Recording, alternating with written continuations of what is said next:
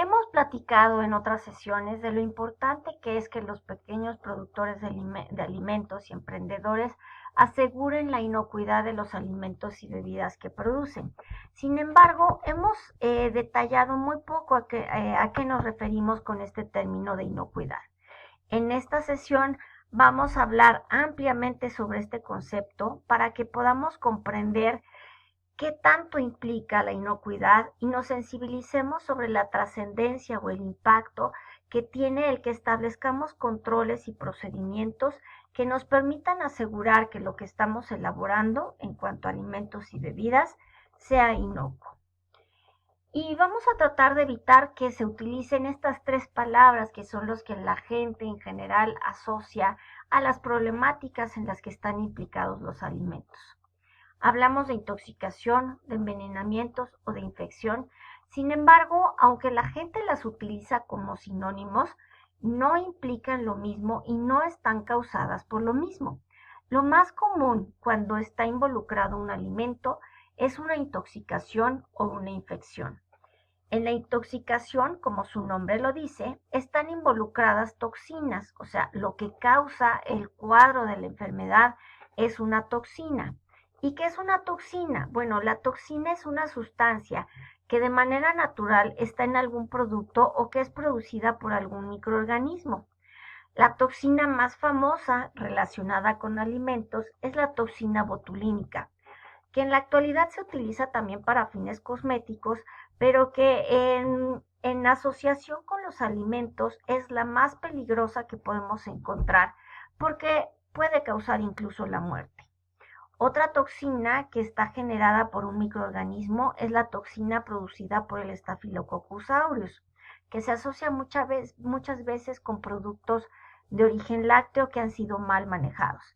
En este caso, la toxina del estafilococo hace que en el organismo haya diferentes inconvenientes que redundan en un cuadro de dolor abdominal y de diarrea. Me voy a pasar hasta la parte de infección. Una infección es aquella en la que la presencia de un número significativo de bacterias o de virus ocasionan una enfermedad o una alteración en nuestro organismo. La infección que quizá más identifiquemos sea la salmonelosis o la shigellosis o los cuadros de gastroenteritis en donde puede estar involucrada la Escherichia coli o la amibiasis que es ocasionada por parásitos. Estos dos términos son diferentes a lo que es un envenenamiento. La verdad es que envenenamiento es un término que no debería de utilizarse cuando hablamos de una contaminación de alimentos, porque los venenos son producidos por algunos animales, básicamente pueden tener un origen químico, biológico, pero es un término diferente a lo que realmente queremos explicar cuando tenemos una problemática por un mal manejo de alimentos. Y bueno, ¿qué es inocuidad? De acuerdo a la definición legal, y ya lo habíamos mencionado en otra sesión, inocuo es lo que no hace o no causa daño a la salud. Por definición, un alimento tiene que ser inocuo en las cantidades en las que normalmente lo consumimos, si no, no podría ser clasificado como alimento.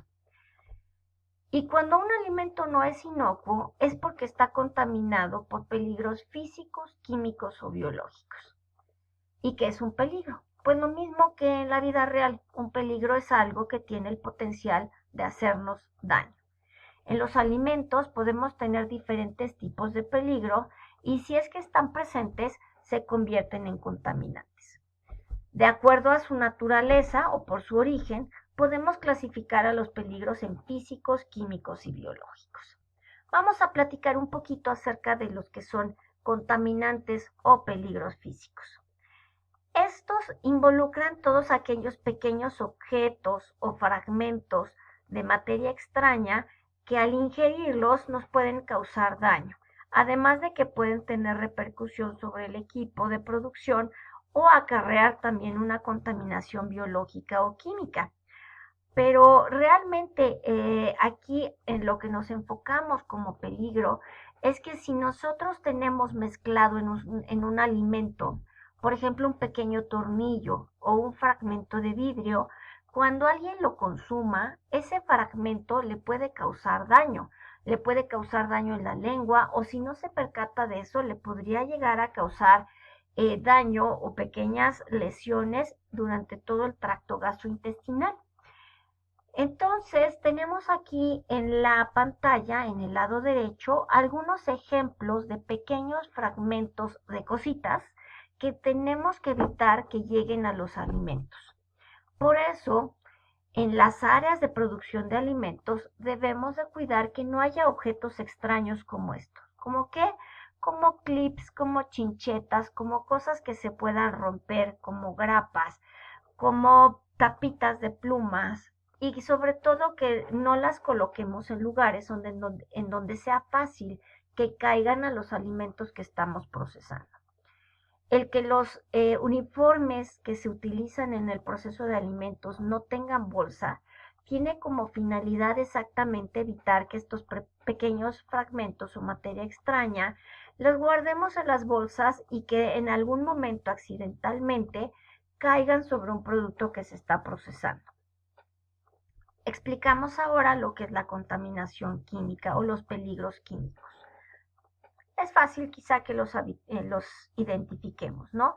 Pesticidas o sus metabolitos, metales pesados, halógenos, todo lo que se utiliza como fertilizantes, residuos de jabón, residuos de químicos, de pinturas, que nada tienen que hacer dentro de un alimento. Cuando estos están dentro de un alimento, pues evidentemente es por una causa accidental. Sin embargo, también pueden estar ahí, estar en un alimento acarreados o pasados a través de una cadena. Aquí tenemos unas imágenes que nos tratan de explicar esta cadena de cómo los contaminantes químicos están llegando a nuestros alimentos. Tenemos el ejemplo ahí de una planta que es una procesadora, una industria que está virtiendo sus desechos al suelo o a un río. Pongamos que en esta empresa se produce alguna sustancia que tiene como desechos residuos químicos que pueden ser estos metales pesados como el plomo, como el mercurio. Estos desechos cuando se vierten sobre la tierra o se vierten sobre los lagos o sobre los ríos, pues contaminan el agua y también contaminan la tierra. La tierra y el agua que estén contaminados van a llevar esos contaminantes y estos contaminantes se bioacumulan, es decir, que se van acumulando en las células de las plantas o de los animales que se alimentan de estas plantas. Entonces, esta cadenita va llevando el contaminante químico del suelo a la planta o del agua contaminada al suelo y del suelo a la planta. Y después un animal se alimenta de esa planta o el forraje que se obtiene de esos cultivos es parte del alimento del ganado y el ganado se contamina con estos contaminantes químicos. Y la leche que produce ese ganado va a tener también residuos de estos contaminantes químicos. O las gallinas que ponen huevos y que han sido alimentadas con alimento que esté contaminado con contaminantes químicos, también pueden acarrear estos contaminantes hasta el producto final, que es el que vamos a consumir nosotros. Entonces, todos estos contaminantes tenemos que tenerlos monitoreados. No es fácil porque no los vemos, no es fácil porque difícilmente nos vamos a poner a pensar en toda la cadenita y todo lo que hay detrás para poder tomar acciones. Sin embargo, tenemos que monitorearlos y esto lo hacemos a través de los análisis que hacemos en las materias primas que vamos a utilizar. Es por eso que, por ejemplo, en el campo de vegetales es normal que nos soliciten análisis para verificar que no tienen pesticidas o residuos de pesticidas, ya sea que no estén permitidos o que estén utilizados en una cantidad más elevada de lo que está aprobado. También es probable que nos soliciten análisis para identificar metales pesados, como los que mencionábamos, metales como el arsénico, como el plomo, como el mercurio, porque esos pueden generar peligros, o más bien son peligros que pueden generar un riesgo en los alimentos. Y bueno, finalmente vamos a hablar de los contaminantes que por su origen los podemos clasificar como biológicos. Y es lo que con más frecuencia identificamos cuando hablamos de contaminantes. La gente y normalmente todos los consumidores, cuando hablamos de contaminantes, en lo primero que piensa es en bacterias. Y sí, efectivamente, las bacterias son contaminantes, pero también las toxinas que producen algunas bacterias son contaminantes de los alimentos. Y los parásitos, sus larvas o los quistes de parásitos también son contaminantes que no vemos a simple vista. Los virus, pues ahora que estamos en pandemia, tenemos más claro que los virus no los podemos ver y que sí son contaminantes y que sí nos ocasionan enfermedades.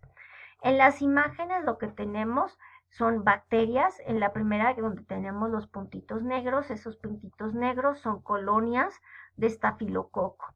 Este estafilococo es el que les comentaba yo en el ejemplo de las toxinas. Cuando se producen cuando tenemos muchos estafilococos, producen toxina y esta toxina nos genera un cuadro de enfermedad.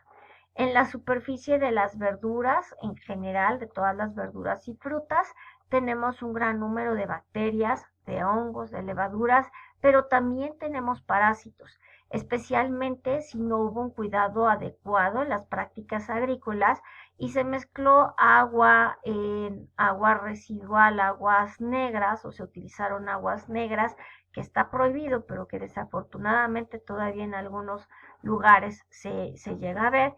Pues bueno, ahí podemos tener también la presencia de parásitos. Y una forma en la que podemos visualizar los parásitos es cuando ya han crecido dentro del organismo, lo cual es la imagen que tenemos en la fotografía inferior derecha. Esa es una carne que está contaminada con parásitos y bueno, ahí se alcanza a apreciar esas bolitas que se ven, son crecimientos anormales que son derivados de parásitos. Por eso las carnes son inspeccionadas por médicos veterinarios, más bien las canales, antes de que sean sacrificados los animales son evaluados por médicos veterinarios y las carnes cuando ya son obtenidas tienen que ser sometidas a un proceso de inspección para asegurar que no hay una evidencia de parásitos, como es el caso de esta fotografía. ¿Qué acciones debe de tomar la industria de alimentos en cuanto a inocuidad, en cuanto a asegurar que los productos sean inocuos? Lo primero que tenemos que tener como prioridad es que entendamos que la inocuidad tiene que estar presente y cuidada a todo lo largo del proceso. También debemos de establecer una sola persona que tenga la finalidad de actuar como líder y hacer un equipo que sea responsable de la inocuidad en cuanto a la producción de los alimentos que estemos manipulando en nuestra empresa. Hay que trabajar en muchos frentes, todos los que sean necesarios para asegurar que lo que se está produciendo es inocuo. En esto tenemos que considerar, por lo menos, que las instalaciones son adecuadas, que el personal está capacitado y sabe lo que es inocuidad y sabe lo que importa su trabajo para que podamos generar alimentos y productos que sean inocuos. Que tengamos mecanismos que nos ayuden a seleccionar las materias primas de forma tal que evitemos la presencia de peligros biológicos, de peligros físicos y sobre todo de peligros químicos. Que implementemos buenas prácticas de fabricación, que vamos a hablar ampliamente en la siguiente cápsula, vamos a hablar de las buenas prácticas de fabricación, que implementemos controles a lo largo de todo el proceso, de todos los que pueden ser factores contaminantes. Esto se llama sistema de prerequisitos y lo tendremos más adelante en el nivel siguiente. Y bueno, también en todo lo que se necesite para optimizar el proceso. Y quizá lo más importante es la capacitación, la educación, para que todos los que colaboran en la empresa trabajen todos los días para vivir una cultura de inocuidad. Solamente cuando hacemos de la inocuidad y de todos los cuidados que se requieren un medio de vida, un día a día, una normalidad en cuanto a todo lo que hay que hacer, podemos tener la confianza de que vamos a estar produciendo alimentos que sean inocuos. Gracias. Igual que en todas las sesiones anteriores, les invito a que si tienen dudas o quieren hacer una sesión de asesoría personalizada, nos contacten. Gracias. Nos vemos en la siguiente cápsula hablando de buenas prácticas de fabricación.